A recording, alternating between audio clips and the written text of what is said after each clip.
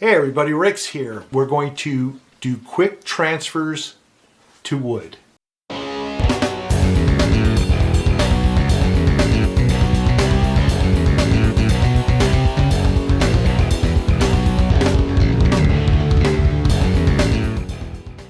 Now what I've done is I pre-prepared a few pieces of wood. This oval shaped piece of wood here that I got at Hobby Lobby. You can see it still has the barcode on the back.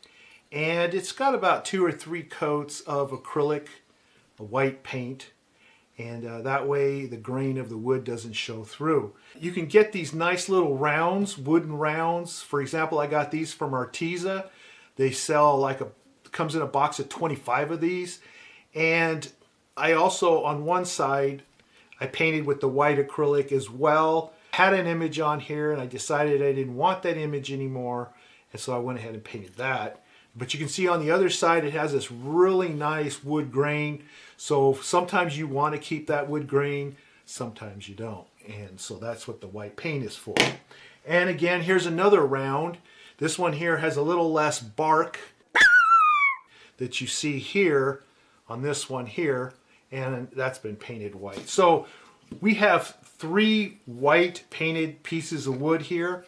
And now as far as unpainted pieces, one of these little squares, you can buy a whole bag of these online, many places. And here's a bigger size with rounded edges. This one has the sharp edges. So we've got 5 pieces of wood that we're going to transfer images to.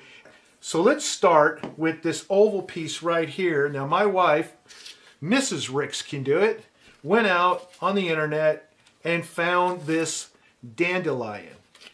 You can see that right there. It's a nice little simple black and white pattern. And that should work out really good on this white background right here. So here are the things that you're going to need. Number 1, you're going to need the quick transfer paper. Information is down in the description area below as to how to acquire it. You simply go to RixCanDoIt.com and there you can order this paper.